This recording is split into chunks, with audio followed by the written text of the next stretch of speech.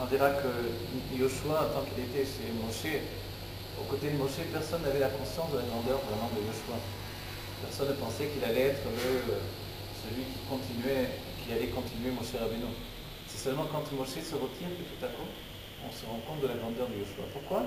Parce que tant qu'il est à proximité, il est comme la lune qui, lorsqu'elle est proche du soleil, elle est totalement effacée.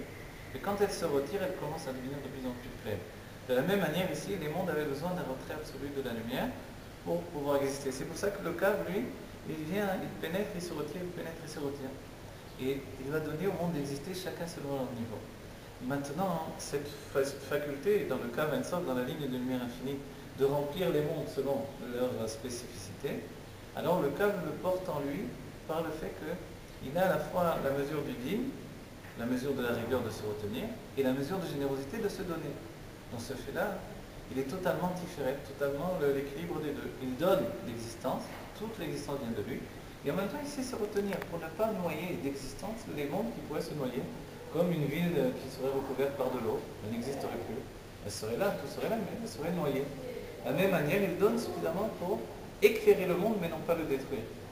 Alors, on va dire, mais d'où le cave porte cette chose-là en lui? Le Rabbi Rachab nous dit qu'il y a eu deux niveaux de Tzimtzum.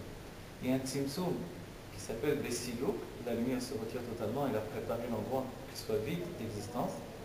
Et il y a un Tzimtzum Bemiyut. Miyut, c'est-à-dire de diminution. C'est la vraie traduction du mot Tzimtzum, mais ça veut dire diminuer en hébreu. En fait, la lumière se diminue, c'est la lumière qui sera dans le cave. Ou plus précisément, Bemakor Cave, c'est-à-dire dans la source même du cave Ensof, là-bas la lumière va se diminuer. Et comme elle va se diminuer, elle va déjà porter en elle-même le cave, la ligne de lumière qui va pouvoir se continuer de manière, non pas infinie, mais de manière limitée. Et cette force-là, c'était d'agir dans la source du cave pour faire que là-bas, il y ait la faculté de se diminuer. C'est-à-dire, non pas de perdre toute la lumière, auquel cas il n'y aurait pas de dévoilement, mais d'être capable d'avoir une lumière diminuée. Cette lumière diminuée, c'est une lumière qui est tenue, une lumière qui est maîtrisée. Et ça, c'est la force d'un enseignant par rapport à un élève. C'est-à-dire, non pas donner tout comme ça en vrac et noyer l'élève, comme Saginaor, celui qui est ébloui par la lumière, c'est l'aveugle, mais donner une lumière qui peut pénétrer dans l'équilibre, les réceptacles de l'élève. Ça, c'est notre travail, et ça commence par le Kav Ensof, par la ligne de lumière. Et c'est dans la source du Kav que se passe le deuxième Tzimtzum, qui s'appelle le Tzimtzum Bedera Miyut. C'est un Tzimtzum de manière de diminution. Et là-bas, en fait, ce qu'il y a d'extraordinaire, c'est que tout l'infini qui précède porte déjà en lui le Kav Ensof. Et l'image qui est donnée par le Rabbi Rachab dans Tafresh Bet, c'est que c'est comme un talit et le tzitzit qui va découler du talit lui-même. Le talit représente le Or Makif, la lumière qui précède le Tzimtzum. Et puis le tzitzit, c'est comme le Kav Ensof. Alors on voit qu'il doit être vraiment attaché au coin du talit et découler du talit lui-même. C'est le pnimi qui vient du Makif.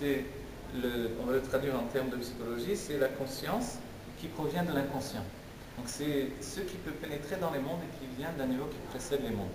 Alors on a essayé de dire un petit peu, c'est infini évidemment de rentrer là-dedans, mais notre douche c'est d'essayer dans notre chassidut de donner une limite à l'infini. Voilà que Teref Mamash, vous voyez tout ça de nos yeux avec le Rabbi Meir HaMashiach, dans la Gula de la Shema, aujourd'hui même, à l'instant même, Michael HaMashiach.